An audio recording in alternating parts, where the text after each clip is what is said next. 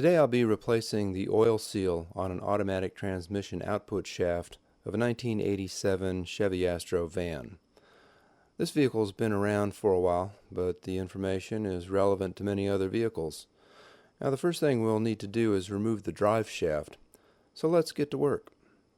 This is what the differential yoke looks like at the back end of the drive shaft. These 4 bolts have to come off to get the shaft out. First, I suggest raising the rear of the van like I haven't done here. The job is doable without, but a little extra clearance makes a big difference in accessibility. And if the van has not been raised in the back, then the rear of the drive shaft will rest on the floor after you remove it.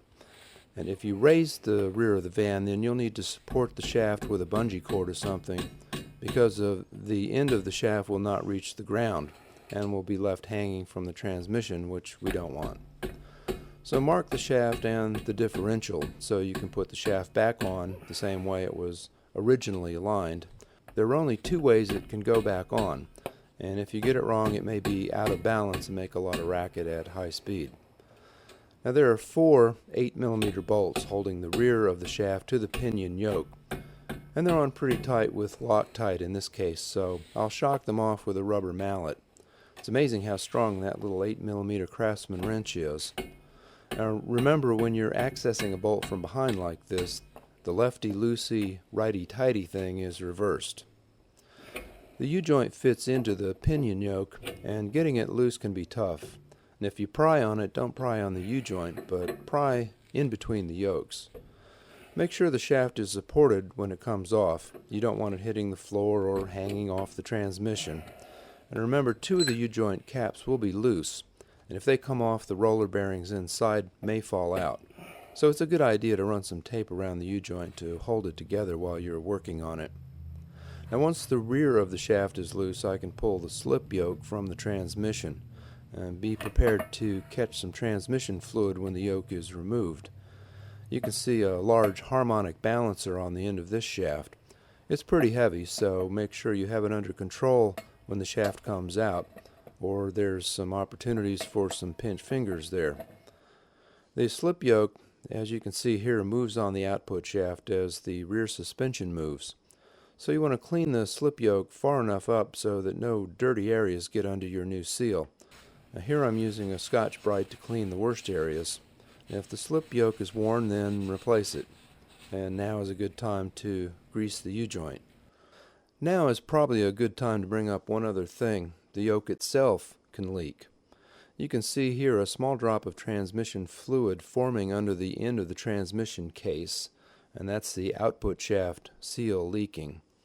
But there's a valve at the back of the yoke that provides pressure relief as the yoke moves on the output shaft. And if that's bad, then you can get a leak around the U-joint that looks like this. And the only repair I've heard of for this is to plug the hole with epoxy or replace the yoke. Now here's a close shot of the seal so you can see what we're dealing with. And now it's time to pull that old seal. And here's one tool made for that. This one's pretty cheap, and there are a few other designs, and sometimes a screwdriver will do the job.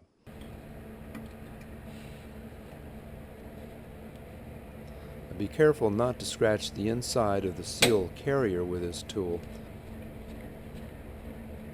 and be prepared to catch some more transmission fluid when that seal comes out. And once the old seal is out, check the carrier for burrs that might prevent the new seal from seating properly, and remove them with emery cloth. Now here's the old seal. You can see this tool is pretty hard on seals. Now let's take a look at the new oil seal. This is a tang type seal, and compared to the original, it's supposed to be easier to drive in with less chance of going in crooked. Now according to National, the manufacturer, this seal should be lubricated with the same type of fluid that it will be used with, so don't fill the lip with grease.